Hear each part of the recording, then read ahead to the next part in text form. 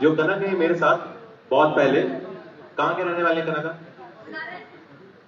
मैं पैदा बनारस में हुआ था, ये बात सच है। मेरा ननिहाल बनारस में, गलती से ससुराल भी बनारस में है। भैया तो कनक से मेरी बहुत पुरानी जान पहचान है। और मैं जैसे आज कनक तो कॉलेज में है, मैं एक समय पे ये कभी हम लोग हुआ करते थे कभी 12th में साथ में। तो कनक में कभी आपसे कह नहीं पाया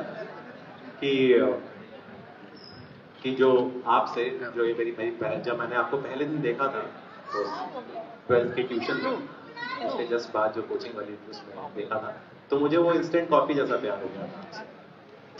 और आज इतने सालों बाद आपसे कह रहा हूँ, मैं बता दूं कनक के बारे में हुआ क्या था कि मैं और कनक जो थे वो एक साथ कोचिंग में पढ़ा करते थे साथ में। और कनक जो है वो अपनी सहेलियों के साथ आके बैठा करती थी, किसी लड़के से बात नहीं करती थी तब उस जमाने में। और मेरी कभी हिम्मत नहीं हुई कि मैं कनक के पास जाऊं और बोलूं कि पूछ पाऊं कि कनक क्या कॉफी पिएंगी, चाय पिएंगी, कुछ ऐसा। तो मैंने एक बड़ी हिम्मत करके एक बार कनक से कहा कि कनक, मैं Divya Prakash Dubey, bond, James bond. तो कनक ने कहा तुम दिव्य प्रकाश दुबे हो तो क्या कर रहे हो? और कनक ने जैसे ही बोला उनकी बाकी सारी सहेलियां बात बिना जाने न जाने हंस लेंगे। और ये पूरे दुनिया में, शायद हिंदुस्तान में ही ऐसा होता है कि जो सहेलियों को बात पता हो चाहे ना पता हो, वो एक साथ हंसती है। हंस हो रही तो फूट फूट कर हंसने लगी, तो हंस हो रही थी, फूट मैं रहा था मनी अंदर। फिर इस टूटने वाले कांड के बाद मेरी अगले 6 महीने हिम्मत नहीं हुई कि मैं कनक के पास आऊं और कनक से कहूं कि भाई कॉफी या चाय। एक दिन गलती से क्या हुआ कि मैं थोड़ा लेट आया और मैंने ध्यान नहीं दिया और मैं कनक के पड़ोस, आपको याद आ रहा है ना कनक कैसा? एकदम बिल्कुल बोला है ना आपने, देखिए। तो नहीं, अच्छी बात है, आदमी भूल भी जाता है कई बार। तो मैंने एक दिन गलती से क्या हुआ कि मैं देर में घुसा क्लास में और मैंने ध्यान नहीं दिया, अरे कनक देर में घुसी और उन्होंने ध्यान नहीं दिया और वो मेरे पड़ोस में आके गलती से बैठ गई। और अब मुझे लगा कि ये मौका मिस नहीं होना चाहिए और मैंने धीरे से एक रफ कॉपी, वैसे तो उस जिस दौर में मैं था कोचिंग का उसमें सारी कॉपी रफ कॉपी होती थी, बट फिर भी मैंने अपनी रफ कॉपी निकाल के उसमें धीरे से फाड़ा और कनक से कहा, लिखा मैंने, सॉरी, पर्ची दी मैंने कनक को। तो कनक ने ऐसे पर्ची देखी और पर्ची लेके तुरंत फाड़ दी। फिर पता नहीं कनक ने क्या सोचा कि ये क्या इनके मन में आया और उन्होंने कहा कि थोड़ी देर बाद उन्होंने पर्ची पे लिखा इट्स ओके और मेरी तरफ दी। अब मुझे मेरी हिम्मत बढ़ गई, मैंने कहा आज ये मौका, धरती जब से घूम रही है तब से पहली बार ऐसा हुआ है कि कनक मेरे पड़ोस में आ गया, पता नहीं कितने हजार साल बाद अब दोबारा ऐसा होगा।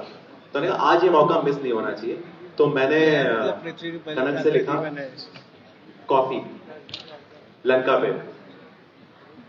तो कनक ने बड़ी देर तक देखा और फिर लिखा ओके, है ना, मेरे को वापस कर दिया और उस पर एक स्माइली बना दिया। जब उन्होंने कनक ने स्माइली बनाया, वो स्माइली का आविष्कार तभी हुआ था मोबाइल में, उससे पहले स्माइली एग्जिस्ट नहीं करता। फिर कनक ने जब वो दे दिया तो मैंने कहा एक चीज और। तो कनक ने, ये सब सारी बातें सब पर्ची पे हो रही थी, याद आ रहा है ना? तो मैंने कहा एक चीज और, जब कॉफी की बात हो गई, लंका पे बात सेट हो गई, तो मैंने कहा एक चीज और कनक। तो कनक ने पूछा क्या? तो मैंने कहा प्लीज अपनी सहेलियों को लेके मत आना।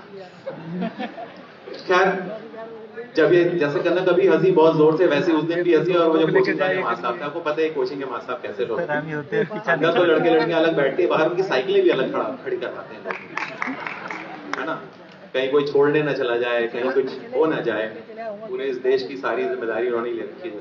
तो खैर, उन्होंने, जब भी हम लोग हंस रहे थे और दोनों को हंसी आ गई, तो फिर मास्टर साहब ने हम दोनों को क्लास से बाहर कर दिया। और इतने सालों बाद ये बात इसलिए ध्यान आई, और उसके बाद फिर कनक अपनी लाइफ में, हम अपनी लाइफ में, और इतने सालों बाद ये बात ध्यान आई कि एक दिन ऐसे ही मैं कुछ पलट रहा था मोबाइल, तो कनक का एक व्हाट्सएप आया मुझे और उसमें एक शादी का कार्ड था और उसमें लिखा था ऐसा, आप लोगों को भी आएंगे ऐसे कार्ड, इसलिए करने की जरूरत नहीं है। जिसमें लिखा रहेगा, मैं बता देता हूँ क्या लिखा रहेगा, उसमें लिखा रहेगा please treat this as personal invitation. Kanak एक पर्ची पे लिख के भेज दिया होता तो आपकी शादी में मैं जरूर आता। धन्यवाद श्री प्रकाश दुबे जी। और चाय बहुत ही मसालेदार